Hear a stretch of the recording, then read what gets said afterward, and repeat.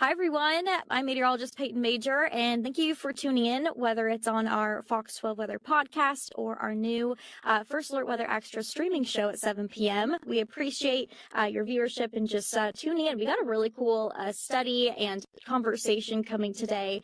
I'm here with Maryn Sanders. She is a Earth Sciences PhD student at the University of Oregon. Hi, how are you? Good. How are you doing, Peyton? I'm doing good. We are going to talk about wildfires and landslides and mudslides and all the fun things that we get to deal with in Oregon. But you actually had a study that came out, I think it came out in August, correct? Mm-hmm. Perfect. It came out in August. 8th. Oh, you have the date. Amazing. Basically saying that, yes, wildfires may cause, obviously they cause burn scars, which may cause landslides, but they're not guaranteed to cause landslides and mudslides. So I think that's a common thing. People are like, oh, if there's a burn scar, then I'm going to be prone to landslides if I'm in that area or near that area, or especially at the bottom of, higher elevation. So why did you guys find that this isn't always the case? Yeah, I guess to kind of flip that on its head a little bit. So the place that we studied, it did have post-fire debris flows, but they didn't all trigger. It was kind of post-fire in a way that it was after the Eagle Creek fire, but some events in the region were not within the burn scar, so not affected by the fire, but caused during the same storm that also caused other post-fire landslides.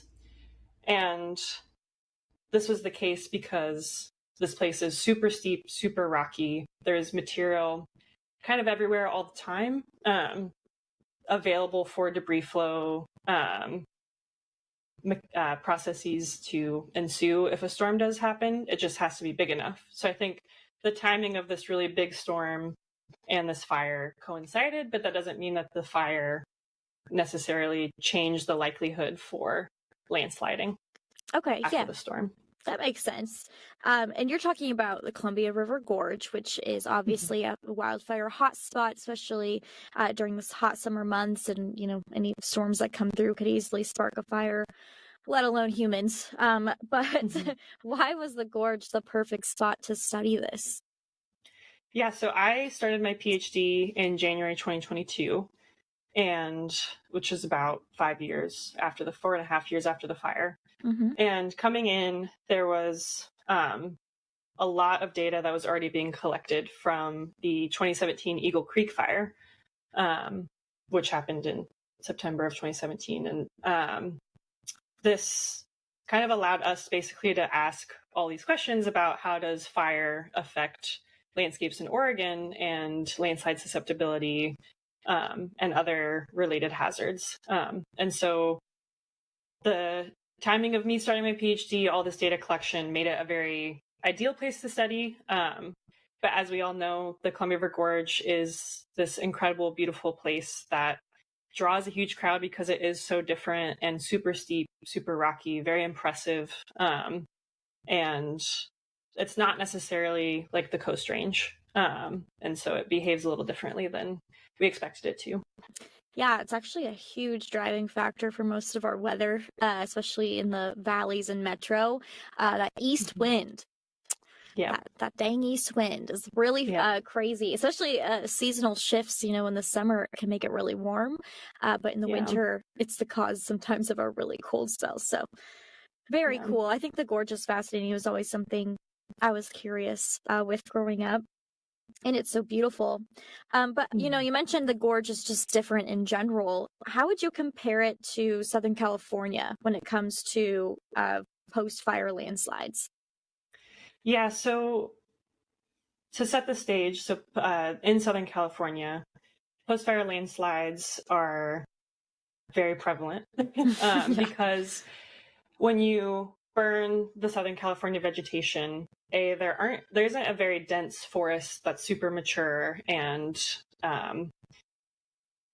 it's mostly shrublands or grasses. And it's when a fire comes through and severely burns an area, it's usually pretty dry relative to Oregon, so it burns very intensely, and kind of removes most of the vegetation. And then a lot of that vegetation, although they're not these huge trees, they're still moderately sized bushes that are holding back a lot of sediment. And so they're called vegetation dams.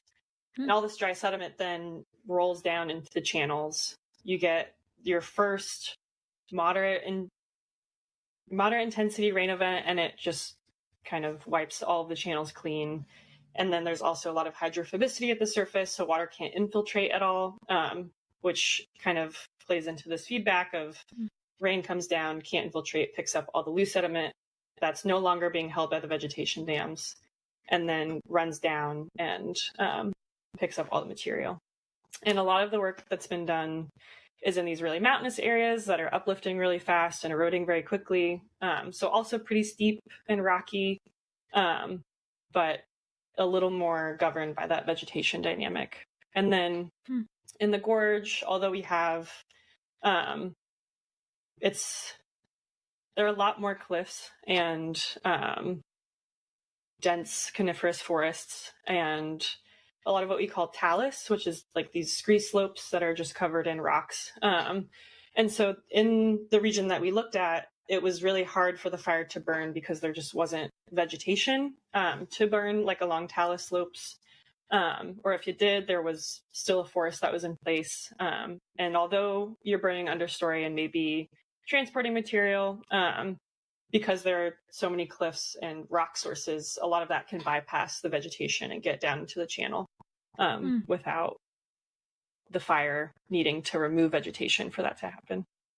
Yeah, I mean, this really makes sense. I think I'm going to go back to my college days in Arizona, but obviously very similar situation in Arizona than Southern California. They have a similar terrain when it comes to that clay surface.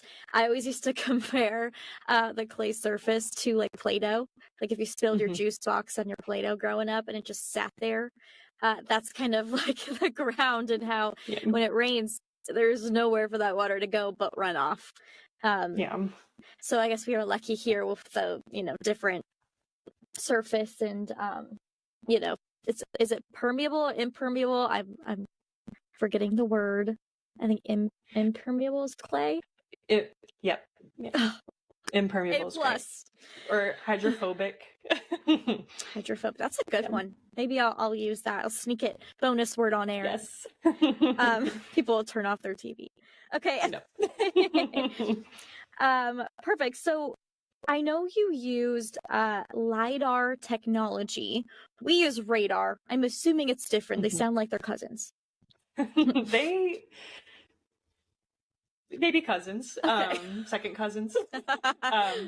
So LIDAR stands for light detection and ranging. So instead of using airwaves, you're using lasers, basically. So light So if you are flying an airplane, you can have a LIDAR sensor or a helicopter or a drone or even on the ground. And the sensor has a GPS system and the plane knows where it is. And the LIDAR sensor knows where it is. So it's got really high resolution location on the system. And then it's shooting a laser from that system. And it hits a surface, reflects back at the speed of light. So super fast. And it can track basically how long it took for the laser to travel. And then once you know that distance, you can start mapping the change in distance and then build the ground. And then using all the, software packages to place it in space on Earth's surface. And then you have this beautiful survey of the ground and it penetrates through the canopy. And so in Oregon, as a geomorphologist, we walk around and sometimes it's hard to tell what's going on under the vegetation because it's so dense and we are able to take these surveys, they're all digital, and put them on our phones and kind of like tune our eyes to what we're seeing in the surveys to be like, oh, like that's an old debris flow deposit. And now I can like confirm with my eyes and the survey together that like my interpretation is correct, or like I can make a new interpretation because I have all this awesome data. And so that's extremely helpful in a place like the Columbia River Gorge where it's super steep and we can't even access where these debris flows are happening because it's too dangerous. Like if you were to walk up to any of these catchments where the fire maybe had less of a contribution to the hazard because it's already astronomical. And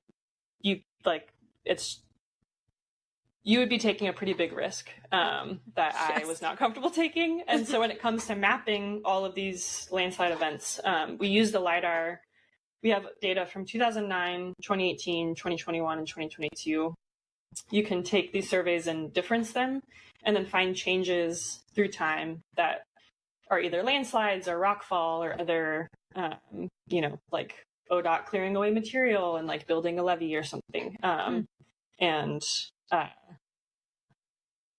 be able to map or track the change through time and build a inventory of landslides. So it's a very, very powerful data set that has allowed us to say a lot about this post-fire event. That's really interesting. Yeah, you're right. It is kind of like a distant cousin to radar. And I mean, I think I've heard of it. Maybe I'm trying to think, like maybe smart cars use something similar. Exactly. Yes, they do use lidar to avoid people and obstacles. I was gonna say, but like in a Tesla, those screens are a bunch of lidar surveys that are happening. Okay, so I thought, wow, I'm on a roll today. I hope my professors are watching. I'm just kidding. Okay. You can send it to them. Yeah, still got it. Okay, what are the primary natural drivers of debris flows and rockfall if it's not wildfire? So one is intense rain events. And I think there's still a pretty big knowledge gap in terms of what kinds of storms trigger landslides in Oregon, especially after a fire. And, a lot of these other burned areas like Holiday Farm or Cedar Creek or Lion's Head. We're still trying to piece together how antecedent rainfall matters and what kinds of intensities for these storms matter. And it's really hard to place them compared to what folks have done in Southern California because we don't have a lot of good long-term coverage in terms of I'm blanking. There are the long-term intensity, duration, frequency calculations that NOAA puts out from really long-term radar observations across the state. And so it's hard to place give context to the types of storms that are causing landslides. And we're getting closer, I think, but there's, I think, even in the gorge, giving context to the types of storms that cause landslides. Because in Southern California, it's all about that 15-minute intensity. If there's some threshold that is 15 to 24 millimeters per hour. And if you hit that at any point in a storm, you'll cause landslides. Whereas in Oregon, it seems like the timescales are a little bit longer. You still need the intensity, but maybe you need a storm to happen in January, pretty far into the rainy season, once the ground is already pretty saturated. Because we don't build up hydrophobicity in the same way as they do in Southern California. It's very patchy or doesn't exist. And so, so the hydrologic triggering is definitely one of them. Still trying to understand the ins and outs of that in Oregon. And then another piece I think that's important in the Columbia River Gorge is that the gorge does experience freeze-thaw cycles, which leads to rock fracturing along the cliffs of the gorge. And so if you are getting cold enough where you're freezing the rock and then you warm back up and you thaw the rock and allow rock fracturing to grow, basically, because as you are moving around, the fractures in the rock grow and eventually lead to rockfall. And that is a contributor to all the material that's available for debris flows to then pick up as they move through a landscape. And then speaking of freeze thaw, the gorge gets a lot of snow, or a decent amount. And when you have snow on the ground and a really warm atmospheric river comes in, it'll melt the snow through the convective heating from the winds and lead to a lot more water than there otherwise would be. And so there's some SNOTEL stations in the area that we're thinking about trying to connect to the precipitation data to come up with some snow and rainfall combined landslide triggering threshold. But wow. one of many things on the plate. But, I know. You're like, the gorge is so versatile, you know, it's trying to be, there's just a lot that goes on there. It's true. Yeah, I when going back to your criteria for, I mean, I can almost call it a flash flood at that point, especially when we were talking about higher elevations or mountainous area. You know, that's when we start to look at flash flood watches and warnings. The National Weather Services do not have a universal criteria for that. Usually it's, you know, place by place or National Weather Service office. But yeah, I mean, I think it's really important. We often see like a tag sometimes in those watches and warnings, like, hey, it is possible, but I think more specifics would definitely help, you know, long term and just giving people that heads up. I'm going to pull up I'm going to share my screen. Hopefully this works. But I want to talk a little bit about geological history and how you're using that to predict landslides. I have some images you could see there that maybe help tell the story. Yeah, so the gorge is a pretty, like we said, impressive, incredible place to visit. And when you go, you see, you know, kilometer high or 3,000 foot high basalt cliffs that are the result of a lot of volcanic activity over the last 15 million years that have built this landscape up over time. And not to mention, because of all the magma in the Cascades, like along the Cascadia Arc, because we are on a subduction zone and there's all these volcanoes, like you can see Mount Hood here, we're looking southward at the Columbia River Gorge. And this is actually just west of Cascade Locks near a small town called Dodson.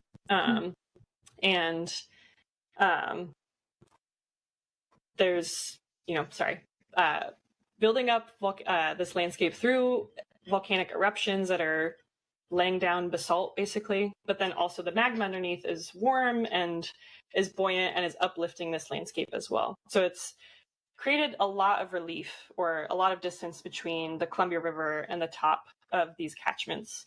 And then as you start to erode backwards, because it's not sustainable to have this giant cliff face, you start to have erosion take place. And then you can see there's these really faint blue lines that are delineating alluvial fans.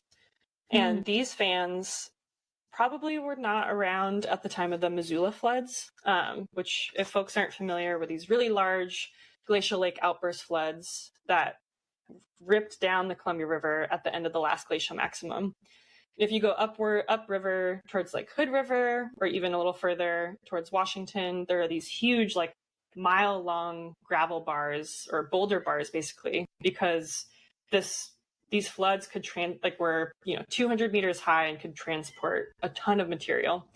And then it's hypothesized that in this region by Dodson, the floods were really erosive, and so these fans probably have been built since the end of the last glacial maximum, about 15,000 years ago, when these floods were wrapping up. And so as a geomorphologist, we know that these fans are the result of being in a pretty active depositional zone. And because these ones are so steep, and we can see the active debris flows, which are in the green and the red streaks that are coming down out of these catchments, they're probably built by debris flows. And so these really active processes, rather than a river that's usually pretty flat and not like very gently graded, debris flows can travel down really steep slopes and train material, deposit material, and kind of build up these fans over time in a radial form. And so by knowing that, like, this is one of the few regions in the gorge where these fans are so large. And that means that it's been really active for the past 15,000 years. So that kind of keyed us into this place as a debris flow hotspot, regardless of fire.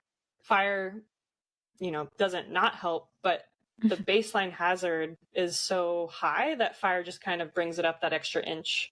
For some places, and there was the fatal debris flow that came out of Levins, which is that really thick dark red area to the right, and that came from a severely burned region. But the one to the left, which is almost just as large and also inundated the highway, initiated in an unburned region. And so the last debris flows that came out of here were in 1996, which was only like 22 years prior to these post-fire debris flows, which is extremely fast. And those debris flows were much larger than these post-fire debris flows. And sorry, when I say fast, like the time between landslides coming out of one given source zone is usually on the order of hundreds of years in the Coast Range. And so when it's over 20 years, you can refill your channel super fast because of things like freeze thaw, or, just it's so steep anyways. And so rocks tumble down into channels really fast, or soil moves as well, and is loading these channels at a very high frequency. And also at a pretty high magnitude and creating really big debris flows every 20 years. Wow, so it's happening way more frequently than an area like the Coast Range. I know you mentioned this photo is an overview of the Eagle Creek fire burn. And you said the right side here is obviously a little more active. Yeah, so we're zooming out and you can kind of see, so Mount Hood, if you draw a line straight down and then go a little bit to the right, the really big basin or watershed is Eagle Creek. And there are a few streaks, but you can it's very severely burned, but not a lot of debris flows for how big Eagle Creek is occurred. And none were so big that they inundated the highway, coming out of Eagle Creek. And it's also it goes under a bridge, and so it's harder to see the aftermath of this event. But then if you continue to go eastward, we're back at the region that I was just talking about near Dodson, where there's many more red and green lines showing way more debris flows, and almost 30% of the post-fire debris flow inventory that we mapped from the lidar occurred in Dodson, and these Dodson catchments near Dodson. And so it showed a pretty different behavior from the rest of the Eagle Creek burn region, where maybe these not as steep places within the Eagle Creek fire, a few of them were responding to the fire and had debris flows, but it wasn't this prevalent, wasn't as prevalent as in the Dodson catchments. Yeah. And I think, and our hypothesis is because geologically over time, this place has been super active, and we've seen it be active in 1996 and also post-fire. And it just seems like no matter what, this place will produce debris flows every few decades. And do you think the Eagle Creek fire may have started, a little bit of a ramp up in debris flow, or do you think that it's going to take thousands of years before that happens? So it's a great question, actually. And like I said, we had surveys from 2018, 2021, and 2022. And in the Dodson area, we saw really big debris flows in 2021, between 2018 and 2021, after a storm that occurred in January of 2021. And then another storm happened in January of 2022 that initiated more debris flows, but they weren't as big. But they also, we noticed that they're already loading these channels to have, they're stopping in places where debris flows would then pick up this, a larger debris flow would pick up more material. So it's kind of starting this loading process already. But it has been shown, following logging or following,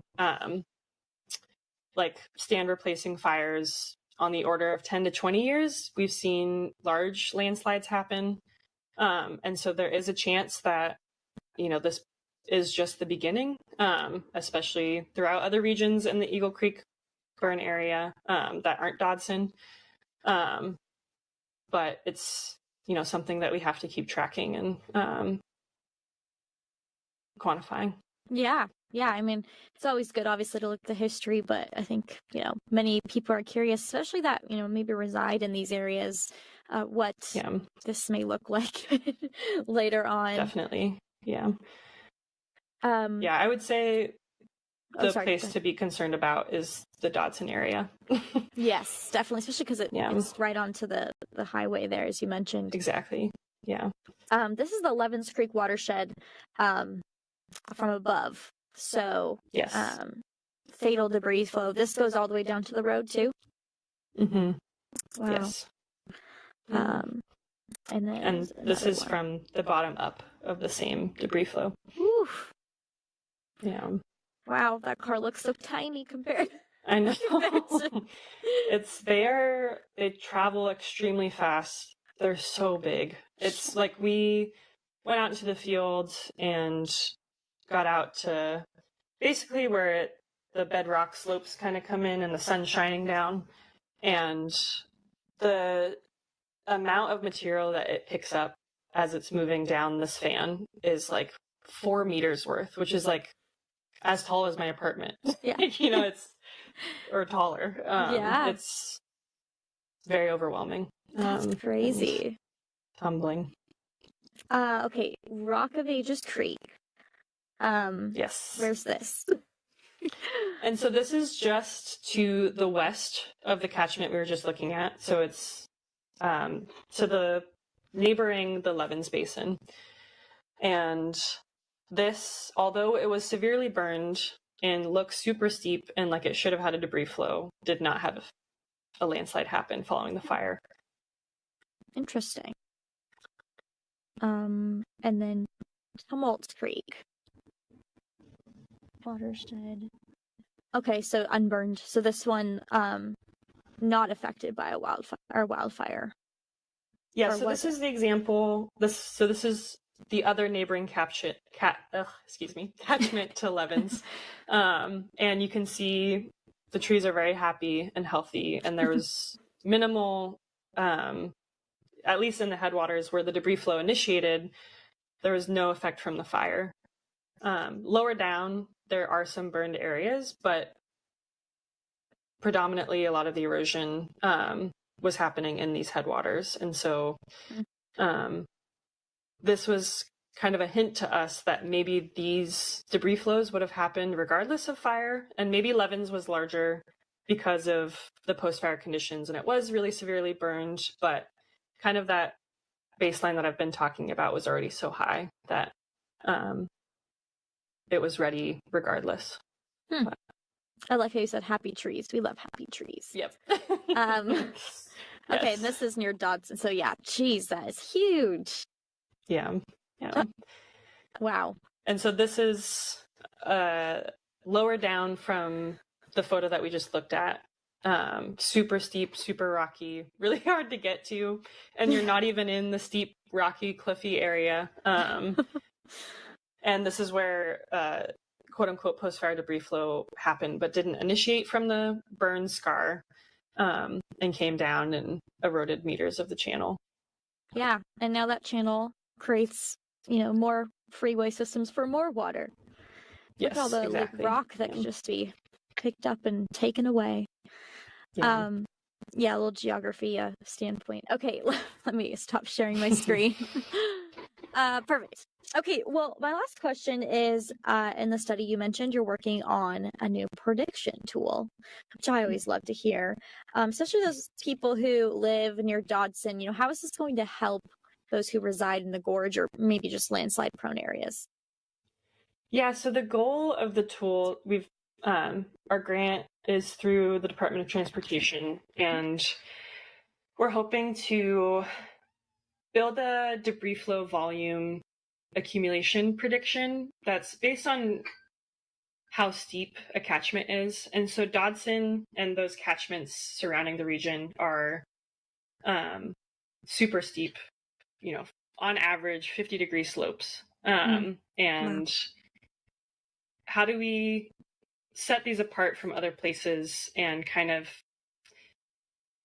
divvy up the potential mechanisms that ODOT should be aware of, and which includes like in, the Coast Range or in more heavily vegetated regions in the Cascade National Forest or forest in the Cascade Range. How can we quantify places where like rockfall and freeze-thaw processes and that rapid loading are more likely compared to places that are more susceptible to hydrophobicity and stand replacement and root strength decaying over time. I think like setting the baseline and then trying to imagine how the fire is, whether it's like a really high baseline and the fire is just like bumping it up a little bit more, or if it's like we're in this new regime that the fire will have a much larger effect and really change the magnitude of the potential hazards in a region.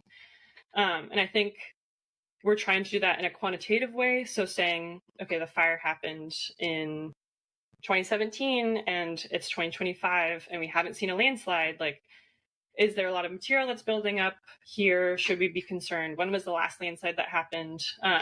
And how to kind of create a relative hazard score for these really big places that ODOT may, like, stretches of, tens of miles or hundreds of miles of highway that have been within a burn scar, and how does ODOT even begin to manage the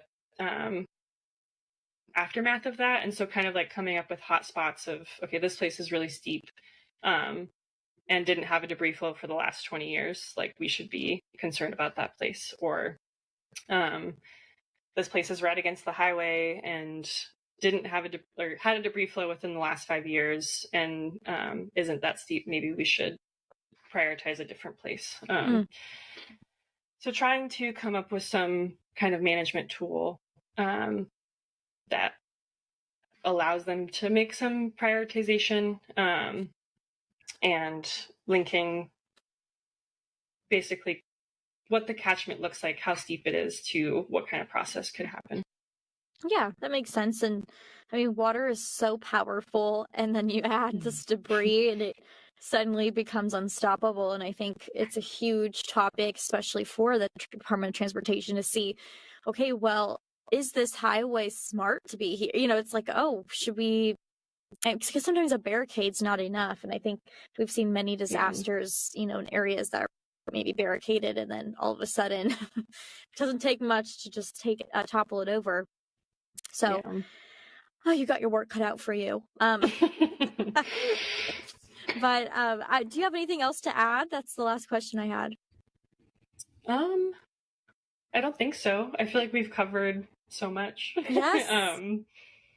Yeah. And perfect. If there's anything else I can clarify, or if you had any follow-up questions, I'd be happy to answer them. But no, I've learned so much too. I'm excited to be able to listen to this, and I just want to thank you so much for your time and keep up the amazing work. I know the Gorge obviously is a tough cookie to crack sometimes, but you're doing great work, and it's very important, especially long term, of those people who visit or even just stay there or reside there. So we appreciate you, and I hope you have a good rest of your day. Thanks so much, Payton. This was awesome. And thank you so much for having me. I really appreciate the opportunity. Of course. And you have a great day too. Thank you.